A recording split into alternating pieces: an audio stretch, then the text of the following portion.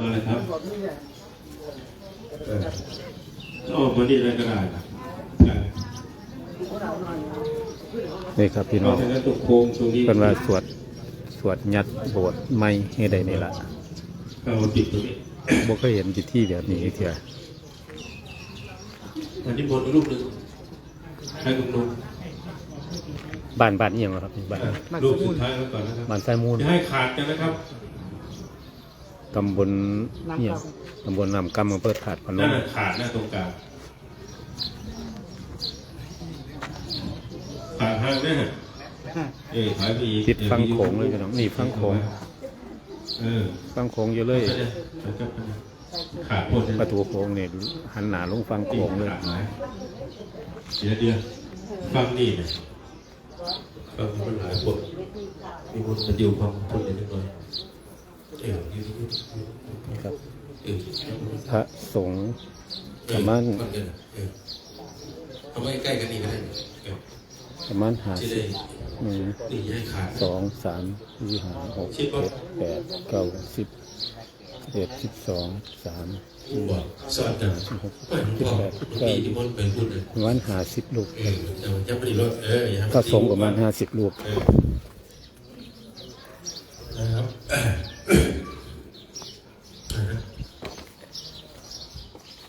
นะครับที่บน เป็นสวดสี่ทิศด้วยกัน สุนาตุเวพันเตสังโฆโยโสสังเกนะอิติวเรนะวิภวะโสสัมมาโต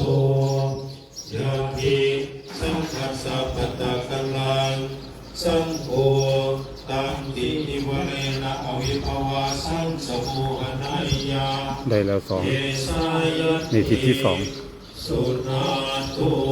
บ่เคยเห็นเลยเกือแต่ว่าเกิดมา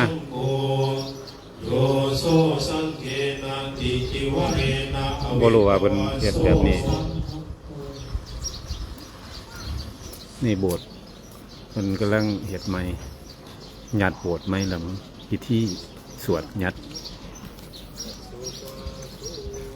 เอพันเตสังโฆโยโสสังเกนะติติวเรนะอวิภวะโสสัมมัตโตสังโฆตังติติวเรนะอวิภวะสังสมุหนติยัสสายะสมโตกมติเอตัสสะอิวะ เคยเห็นบ่ต้นพ่อว่าเคยเห็นแบบนี้เทีย ยัสสะกมติโสภาสัยยาสโล พอดีสวดบ่โดนสวที่ผิด โสอมติสังคัสสะตัสมาตุนิเอวะเมตังภารยามิสุนาตุเอพันเตสังโฆยาสาสังเกนะสีมาสัมมตาสัมมาสังวาสะเอตุโกสตายะเอสังฆัสสะปะตะกัลลังสังโฆตังสีมังสมุหนายาเอสายะเทสุนาตุเอพันเตสังโฆยาสาสังเกนะสีมาสัมมตา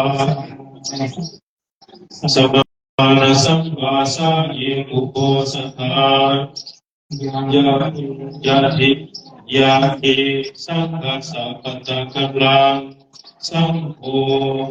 ตัง โอ้เน้นหน่อยก็มีนี่เน้นหน่อยก่อนเน้นหน่อยสวดเน้นหน่อยแล้วสวดไว้แล้วเยี่ยมเลย เอสายะติสุนาตุเอปันเตสังโฆยาสาสังเกนะสีมาสัมมตาสัมมาสังวาสะเยกุโตสตา เกิดมาจนเฒ่าแล้วบ่เคยเห็นพิธีนี้เลย สีมังสมุหนติ ยัสสายะสัมมาโตธรรมเตเอติสาสิมายะสัมมานาสัตวาสายะเอกุโตสทายะสมุขโตโสตุนาสา ต้นน้ำประตูโขงเป็นปิดฟังเลยโสตาสยาสมุหตาสัปิดฟังโขงง ฟังนั่นนี่เป็นสมุเขตลาวบ่ทัสสะสีมาสันติตาสัมมาสัตวาสังเอกุโกสตาธัมมติสังกัสสะตัสมาตุนีเอวะเมตาอารังแล้วฟังนี่แล้วฟังนี่แล้ว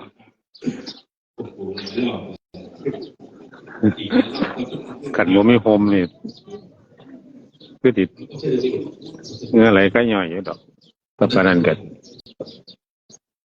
เงือสัตว์อยู่พระคุณเจ้าก็ได้น่าจะประมาณ50กว่าองค์บ่จำลองเคยเห็นบ่จำลองเอาเชิญลูกนี้นะครับน้องลูกนี้แหมบ่เคยเห็นเพิ่นเฮ็ดจังซี่เที่ยนะทั้งบ้านเฮาคือบ่เห็นมีแบบนี้เห็นเฮาบ่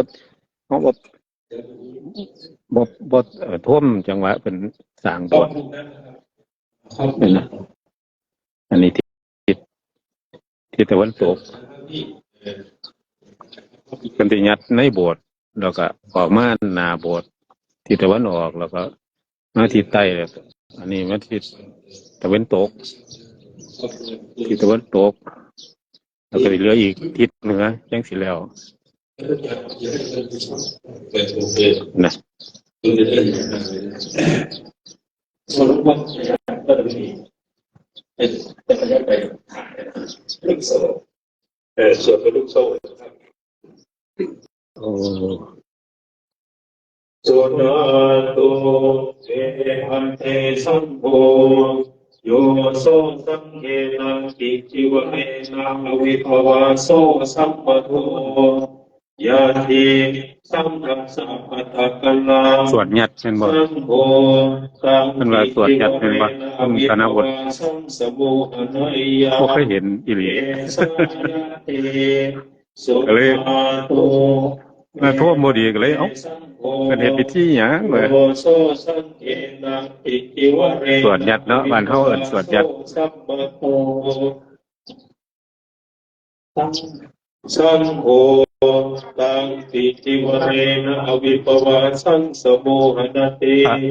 ยัสสายะสัมมโตธัมมเต56เอโลตักสสะแล้วมั้งปิติวเรนะอวิปวาสัสสะสมุทาโตโสตุนาสายัสสะนังกัมมเตโสภาสัยยาสมุหโตโสสังเขนะติจิวเรนะวิปวาโสอัปแต่ว่าคนติคือบ่หลายสังกัสสะตัสมาตุนีเอวะเมตังผู้เคยเห็นแล้วก็สิบ่แปลกไปเลยเนาะแต่ว่าผู้บ่เคยเห็นนี่เด้อมันคือจังเพิ่นคือเป็นแต่ศักดิ์สิทธิ์แท้ตัวนี้สังวาสาเยกุโกสทานยาเอสังคัสสะปะตะกัลลังสังโฆตังตังสีมัง อันนี้โบสถ์เพิ่นบ่เฮ็ดหลังใหญ่เลย ยัสสะยัสสะมะโตธรรมเตเอติสาสีวายะสมานาสังวาสายะเอกุโกสทายะสมุขโตศาลาเพิ่น โสตุนาสายัสสะนาคมเตโสภาสัยยาสมุหตาสาสีมาสังเกนะสมานาสัง เพิ่นเฮ็ดดีๆหม้อง เอกุโกสทา หม้องนั้นทางรอบโบสถ์นะเอาไผหญ้ามาเฮ็ดเป็นทางเป็นอุโมงค์อ้อมเลยนะแล้วมี3รอบ เหมือนเดิมนะครับ นับเบิ่งเอา จะพูดด้วยผมขอไปตามคนต้องจะวัด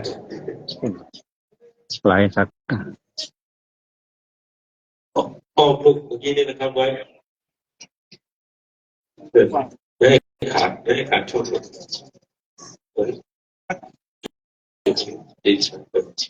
เกินเป็นไรดูด้วยชอบเป็นไปอีกเสร็จเป็นไปอีกผมเชื่อว่าต้องมาให้ผมเนี่ยไปอีกไปผมเรื่องเช็คแค่เอาครับก็ตั้งใจนะเห็นสแกนเช็คนะพ้นเคยเห็นบ่วิธีที่เด้สุนาโตเอมันเตสัมโฆโยโสสัมเอนะปิติวะเอนะวิภวะโสสัมปัตโตยะติสังฆัสสะปะตะคะนังสัมโฆตังปิติวะเอนะวิภวะสังสมุหะนายะเอสายะอย่างเบิ่งทั้งหน้าโบสถ์เพิ่นโบสถ์บ่หลังใหญ่เด้โบสถ์หลังน้อยๆแต่ว่าเฮ็ดเขาเปาะดีสัมโฆตังติติวะเรนะวิภวะสัมสโมหะนะติยัสสายะสมะโตธัมมติเอตัสสะติติวะเรนะผมมองเพิ่นเฮ็ดดีสัสสะพุทธาโตโสตุนาในโลกนิมิตยัสสะตังกัมมติโสภาบีบอยก็เห็นว่าบีบอยเพิ่นสวดรอบโบสถ์นะปิติวะเรนะวิภวะโสไม่ออกไปทางที่ปานใดแท้ตัสมาตุนีนึกว่าบ่มีไม่ออกเพิ่นนั่งอยู่ทางที่พุ่นน่ะไม่ออกนั่งอยู่ทางผิดนั่งฟังโขงบ่บ่น่ะมองสิมาร้องเพลงยะติสังฆัสสะปะทะนังสังโฆติติวะเรนะบรรยากาศมั้ยพุ่นน่ะให้ฟังกักๆเลยโอ้น้ำโขงก็ยังใสแท้ใสเขียวงามขนาดเลยบ้านทรายมูลตำบลน้ำกำอำเภอถาดพนมนครพนมสีมาสัมมาตาสมานาสังวาสังเอกุโมสัตตายะติสังฆัสสะปะทะนังวัดเป็นยึดติดโขงเลยตรวจผ้ายักษ์แบบนี้นั่นว่าบีบ่อยตรวจผ้ายักษ์แต่บ่ชักบ่เคยเห็นดิเกลือตรงนี้ลมลื่นดีคักวัดฝนโพใหญ่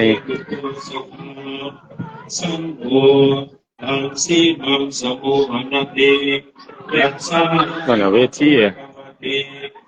ว่าสิมาร้องใบซองคิดชี้เพิ่นบ่ทันแล้วอยู่นักดนตรีก็อยู่ไสบ่โสตุนาสายัสสะตังกัมมติโสอันนี้เป็นซอยดาวบ่อันนี้เป็นซอยดาวตอนน่ะเด็กน้อยมาเอาบุญ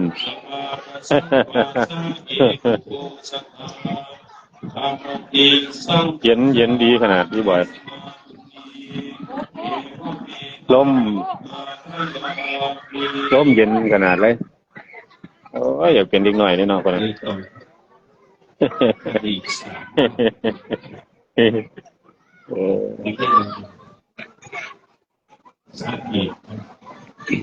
ว่าอยู่ทางนั้นคือยังบ่ว่ามีคนมารวมพิธีว่าบ่ได้เพิ่นนั่งอยู่ในห่มทางที่นั่งอยู่ฟังโขงทางที่แน่นถ้าแม่มารับเพื่อนตอนแรกก็ร้องแล้วสิตีไปสระบุรีท่านบอกว่าบัดนี้สระบุรีนี่มันยกเลิกงานยกเลิกสถานที่ลงบ่ได้เมื่อคืนนี่ฝนตกสถานที่เละเลยก็เลยได้พักแล้วมีสระบุรีร่วมทีมงานมื้อนี้ร้องแล้วก็สิเข้าบ้านเพิ่นตั่วโอเคนะครับบรรยากาศสุดยอด เตสังโฆโยโสสังเกนะติ เดี๋ยวย่างไปเบิ่งตั้งเยทีก่อน ยาเอสังฆัสสะปะปะปะปะสัมโฆติทิวะเรนะวิภวะสัมสะโมไอยาเอสายะเอสุต เดี๋ยวเวทีเราตอนนี้เห็นนักดนตรีอยู่ โยโสสังเกนะติทิวะเรนะวิ ปวดฟัง โสสัมโฆ เอ้ยที่เป็นงาม น้ำไม่มาใส่งามแต่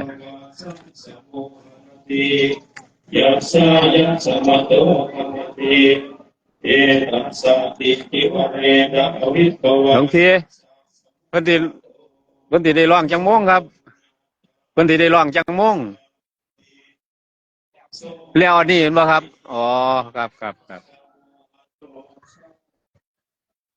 สัพพุหะโตโสสังเกนะติ นั่นอยู่อีบ่อยบ่ได้เฝ้าแล้วบัดนี้ ร้องใจเย็นๆเลยแล้วบัดนี้แข่งคิดยากอยู่นี่ถ้าจะร้องลง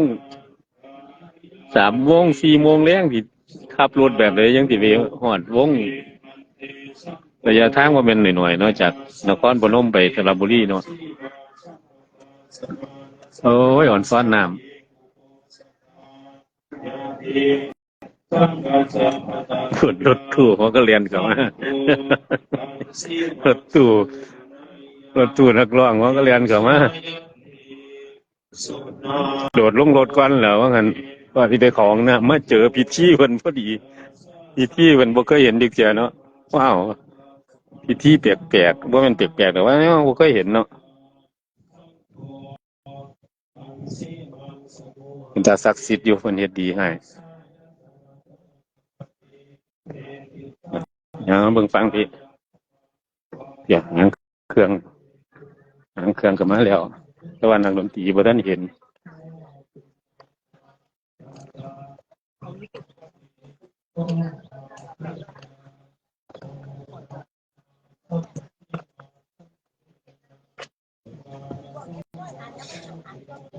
หมู่เฮาสิมาฟ้อนใส่อีหยังครับ ดนตรีเป็นอิเล็กโทรนบ่หรือเป็นโอ้ยเป็นลำวงมันบ่ครับอ๋อลำวงมันบ่ครับอ๋ออ๋ออ๋อ หมอลำซิ่ง อ๋อครับอ๋ออ๋ออ๋อ มีดนตรีสนั่นมากแล้ว อืม 700มั้งน่าจะ700 อันนี้หางเครื่องเป็นหางเครื่องลำวงครับเครื่องลำวงมาแตะไก่บ่ครับอยู่ไก่บ่ ไกด์จะมาแต่พูดจ้ะ อ๋อ เซปูนเซปูน เสียผลฮะ ก็แม่ครับ มาแต่ฟังคนดินบ่ครับ ไม่อยู่น้ำกันนี่ขอใกล้ๆนี่ติดแล้วทำค่ะ ที่ฟังเฮานี่เห็นบ่นึกว่ามาแต่ฟังคุณ ไม่รอยอค่ะ เออครับ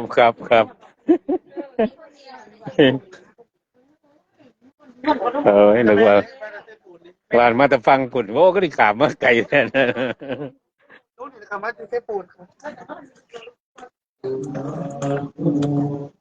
นะยังรอมาฟังทางนี้เลย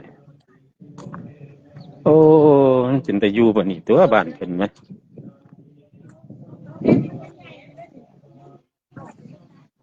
อำเภอธาตุพนมคุณนะร่มรื่นดีครับ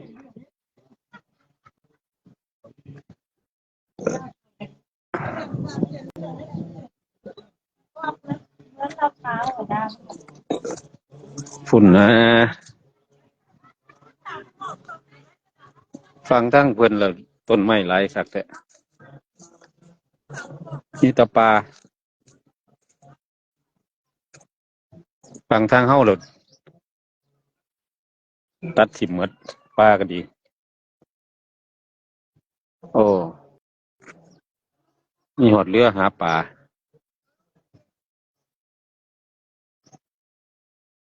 นั่งไปหานักร้องกันน่ะสิว่าจังได๋คือว่ามาร้องใบสอง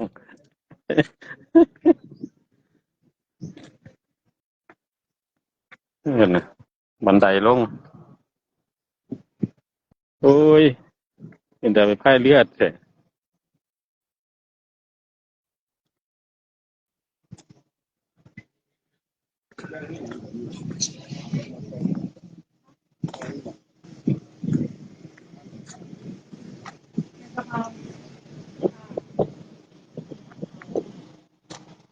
อยู่ใกล้แก้งกระเบาอยู่บ่ครับอ๋อ ขึ้นไปหน่อยนึงค่ะเป็นปูผู้ชมอะนะ อ๋ออ๋อครับอ๋อ ไม่มีการคือเดินไปกับใช่นี่เนี่ยอันนี้มันเรียกอยู่นี่ ย่างกับฮอดแมันบ่ครับ ทอดค่ะ อ๋อต้อง เดินไปนิดนึง อ๋อ ครึ่งกิโลประมาณ อ๋อแกงกระเบาอยู่ใกล้แกงกระเบาโอ้น้ำโขงใสใสน้ำโขงใสใส ไปไม่เราก็ไม่ไปทำถึงหม้อไปทำถึงกระเป๋าตอนที่ร้านคือผู้ชมพนักงานที่ร้าน มาตามนักร้องกัน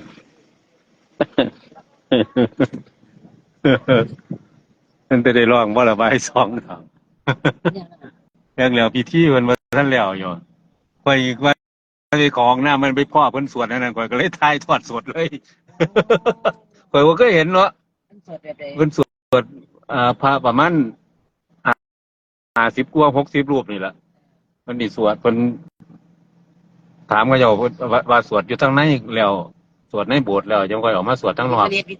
เพิ่นอย่างเงี้ยสวดรอบโบสถ์น่ะนะ หมายถึงว่าเพิ่นเอาบุญอย่าง บ่รู้แล้ว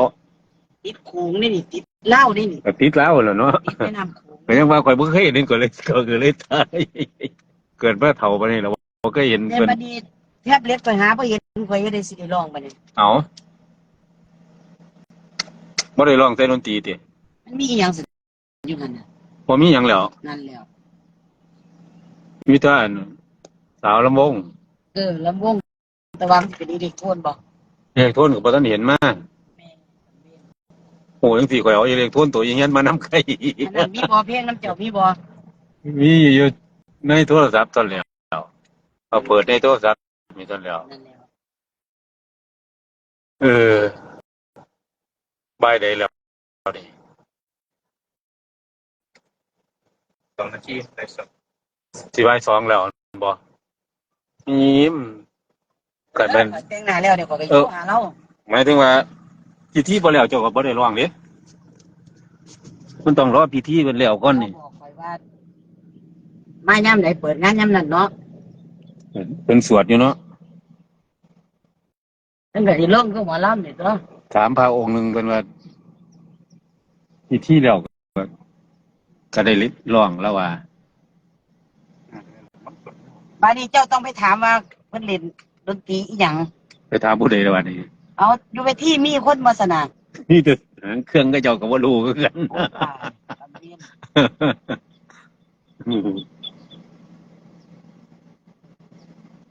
เจ้าก็นั่งถ่ายอยู่ใต้พิธีนั่นแหล้วเจ้าไว้ใส่แท็บเล็ตเจ้ายังบ่เห็น อยู่นำนี่แหละข่อยว่า คนนี้เพราะว่ารถมันเป็นด่างหลายเทีย ห่วยในกระเป๋าเลย นี่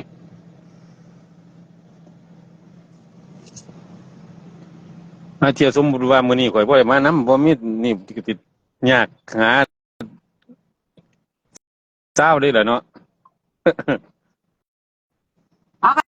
ถ้าเขาเสียเจ้าเป็นผัวเฮ็ดหยังซั่นน่ะ เนี่ยเดี๋ยวอีหลีล่ะ เอ้ย เขาก็ แม่นบ่เบิด เขาก็แต่งมาใส่กันนี่ล่ะให้เราเพิ่นเขาแต่งมาใส่กันเออน้ำโขงใสๆอะ มันด่าดีเนาะ เย็นดี อาจจะเป็นสายที่มันจบกันอยู่ข้างบนหรือเปล่า มันก็ลงไป อันนั้นเป็นแม่น้ำสองสีมันว่า โมเมนสองสีมันไปอยู่ของเกี่ยมหมดนี้ นั่นแหละที่มันเลยเป็นบรรจบกันเป็น แมน สายนี้กับสายที่เนี่ยพอสายนี้มันใส่สายนั้นคุณเป็นแบบมันเป็นบรรจบกันหรือเปล่ากัน ก็ไปบรรจบกันแล้วเนาะมันก็สายเดียวกันเนาะมันเป็นบรรจบกันอยู่พุ่นแล้วอยู่ ไม่จากนี้ ของเกี่ยมพุ่นแล้วกะสีนี่ นี่ล่ะบัดนี้มันมองนึงมันอีกสีคุณมันไหลมาพร้อมกันน่ะ มันอะไรไปจากตามอันลุก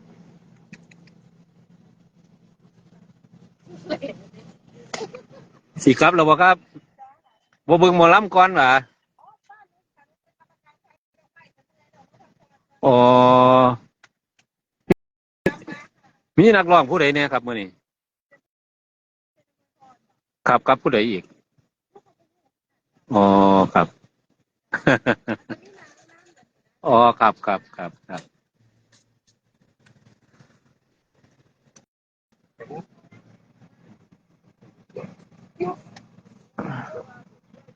ถ้าบอกอย่างนี้ว่า แล้วมีงานรับเชิญมื้อนี้ตีรถมาตั้งแต่ลพบุรีพุ่นน่ะ ยังจอนก็กระแสหยังจอน ผู้ใดก่อกระแสผู้ใด จอนว่าก็กระแสเมียติเจ้าอายจอนมันว่า ทายไปทายมากับมันจดอยู่รถตู้พอดีแม่จอน ไอ้ต้นก็เบิ่งอยู่ดิไอ้ต้นนี่ก็ได้ ลูกไส้ต้นนี่แหละต้นน้ำไส้นี่แหละ ตาต้นเพียมาอยู่ต่อเขตเนี่ยเขาเอิ้นต่อเขตนี่เนาะ ติดฟังโขง ติดฟังโขงแม่ลูกอยู่อัน เดี๋ยวที่ติดฟัง อำเภอธาตุพนมแหม เออ คันแม่นมีงานมื้อแลงเขาบ่ยกเลิกนี่โอ้ยหออีกตามเคยล่ะ เหมาะเลยแล้วถ้าอยู่โซเฟอร์หลายคนลองแข้งพระเลยบ่น้อง มื้อนี้เราสิได้ถ่ายคลิปไปไต่ ลองแข้งพระบ่ได้แล้ว เครื่องเพิ่นบ่ทันได้เปิดขึ้นอยู่พระสวดอยู่ ให้แน่บ่ได้แล้วมันบ่ได้เฝ้ากัน ไอ้สดตอนแม่ร้อง เดี๋ยวสิไล่ให้เบิ่งดอกคันมันสบจังหวะเด้ส่วนมากมันสิได้ไปเปิดซาวอยู่หลายกว่าส่วนมากสิได้อยู่หลังเวทีซะหลายกว่าติ มื้อนี้บ่มีเช้าเด้มื้อนี้ อืม สิเฮ็ดจังได๋วันเสียง วันนี้ไม่มีข่าวจะทำยังไง หัวนักร้องจะต้องหาวิธีได้บัดนี้ ก็ตีเห็นถุงละ สิบ่ได้เรียนเข้าไปหาซื้ออิเล็กโทรนติ ไล่ผมไม่ง่ายเลย มีเด้แม่อยู่นี่เด้แม่ ลูก อุ้ยก็ยังว่าเขาเอาไปลดไปล้างแล้วเขาก็จะเขา พ่ออยู่อำเภอธาตุพนมบ้านไซมูลตำบลน้ำกำอำเภอธาตุพนม นี่บ่มันเก็บรถหลายเทื่อแล้วเด้ล้างรถหลายเทื่อแล้วเด้เอาลงมันอยู่เฮือนพุ่นล่ะมันน่าจะอยู่นี่แต่มันต้องไปหา แล้วบอกตอนที่แรกแล้วมันบอกว่าสิร้องแต่เช้า ตามจริงอะมันเป็นงานยามคืน อ๋อง านยามคืนมื้อนี้ลงเจริญก็เลยไปลงปลูกแม่นบ่ เออ ก็เลยโทรมาขอเล่าว่าขอร้องยามเว้นได้บ่ เออ เพราะว่าย้ำขึ้นมันเป็นโรงปลูกขน่อยก็บ่มีทางเลือกก็เลยวาจั่งซี้กับบอกเขาวาจั่งซี้ แล้วก็เลยให้รอบตะเวน เราก็เลยให้ลอกกับเว้น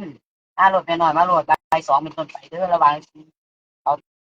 เท่าที่เอาไว้ได้ล่ะว่าได้ไปหน่อยมาระวังสิเพราะว่าไปแล้วระวังสิ คือเขาสิท่าร้องกลางคืน ขึ้นน่ะแล้วให้25,000อยู่วัดแล้วก็ว่าแล้วมาขอเนาะ นั่นแล้ว ส่วน มันได้มาแล้วเขาบ่ได้ไปไสแม่ ส่วนมันเป็นต้องขอบคุณเขา นั่นแล้วเขาก็ท่าเอาอีก มา 5,000 ทำบุญน้ำกันไปได้ที่บ้านไหนรับปากเขาแล้วแม่นมึงกัน เออ ก็ต้องได้มา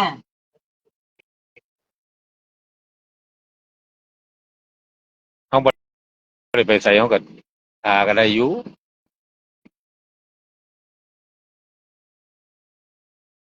อาจจะไปอยู่ใส่แล้วผู้หนึงแต่งหน้าเศร้า โอ้ยมันเย็นดีคือยังมาอยู่ฟังไหม ๆเฝ้ามากการเกิดมาถ่ายรับโทรหาเรากับรถตัวเรากับนั่นเป็นคนดัง มันก็ได้สวดแล้วไปบ่น่าจะได้แล้วมั้ง ขึ้นเลย เออก็เชียร์ ก็เชียร์เขาเบิ่ง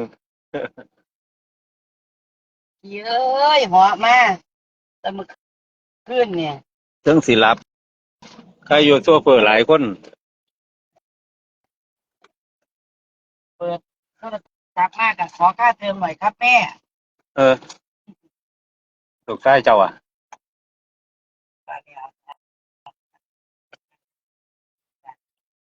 ค่าเทอมเป็นหยังคือสิหน่อยแท้ได้วางสิว่าค่าเรียนเสมอ อ๋ออ๋อ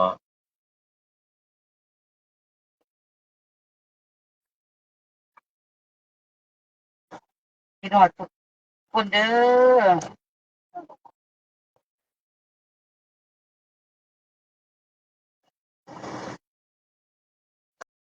โทรหาเพิ่นไป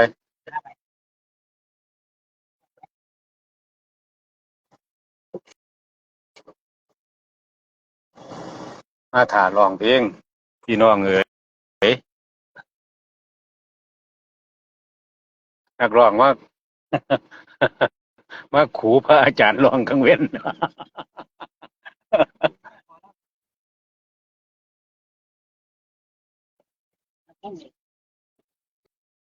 มีบ่เป็นเรากำลังสวดอยู่สิพระอาจารย์อันแม่มาฮอดแล้วแม่แม่ต้องรำใส่หยังล่ะบัดนี้ แล้วสวดอยู่ อ๋อ เออเออ ห้าบ่อันนะฮะห้าบ่อันนั้นอันแม่รำแม่นขึ้นได้บ่สักดอกโอเค เดี๋ยวให้เราสวดแล้วกันยัง นมัสการนมัสการอ้าวมาขู่แล้วสิพิธีแล้วตัวเราจังสิตามเนาะ เออ ไปถามเพิ่นเบิ่งกันอยู่หม่องพิธีแล้วว่า ถามหยังก็ไปถามแล้วหางเครื่องมันเพิ่นก็บ่รู้คือกันแต่ว่ามื้อแลงน่าสิมีหมอลำซิ่งอยู่เขาเจ้าว่ามีดนตรีสดอยู่ว่า เรื่องนี้ มื้อแลง สวดหมอลำซิ่ง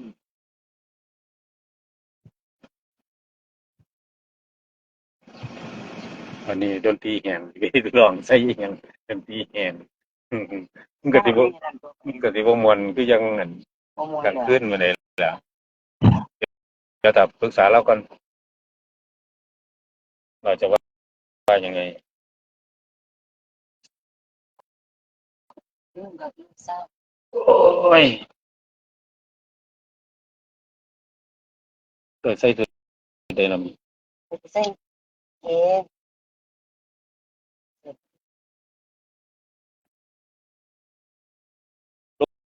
ลงไปส้มตังบ่ นี่เนี่ย บ่มีคนหนีหมดแล้ว เคยเห็นเอามาอยู่ตัวอย่างเอามาก็เอิ้นอีหยังก่อนตู้จอดถาม โอ้ แม่เห็นตู้ข่อยมาแม่เขาจะเอาออกไปเบิดเลยแม่ เห็นรถตู้มา ย่านรถตู้จอดตามีแต่สาวสำน้อยนี่ว่างั้น โอ้ อือ เห็นข่าวแล้ววะ เจ้าก็สิบอกกันระวังอยู่ดีเนาะข่าวนี่แม่ข่าวเขาอีหยังก่อนประวัติอีหยังก่อน เอา เปิดแต่แม่เขาลงไปแล้ว ผ้าเอาอวัยวะ ไปเอาไว้ ไปขายจะตั้งดีเน้อง ขาย มู เพิ่ จั น ง เลย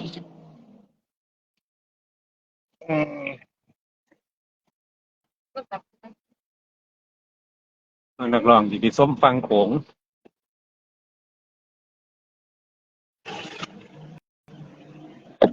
เข้มแม่ว่าอากาศเนี่ย บ่เข้มยังไดล่ะเราตรวจเนาะพิธีเพิ่นกำลังเข้มข้นเนาะเรื่องศักดิ์สิทธิ์เนาะอืม โอ้พี่น้อง นี่แบตข่อยใกล้สิหมดแล้วแบตข่อยใกล้สิหมดแล้วคนน่ะน้ำใสคือหยังนี่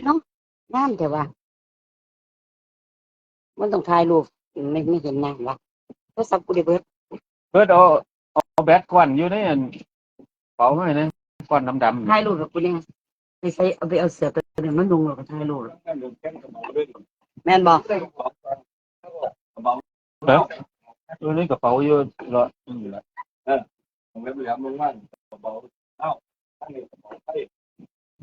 ยู่ลาวก็มีกระเป๋าคือกันเด้ เป็นกระเป๋ากันบ้านกระเป๋าเด้ง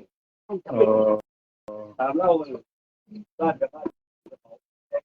โอ้ยมันเป็นบาดน้ำลงมันก็สิเป็นเกาะเป็นอหย่างลงหั่นเนาะอันนะโอ้เย็นเกาะสีพั่ว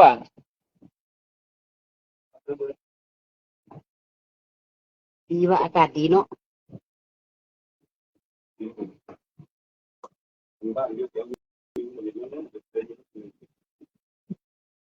นี่แล้วเขาบ่ได้ไปพักพื้นยากแล้วนี่ คันในรับมือแรง อันในรับมื้อแรงสิ่งสถิตอยู่นี่ได้แหละ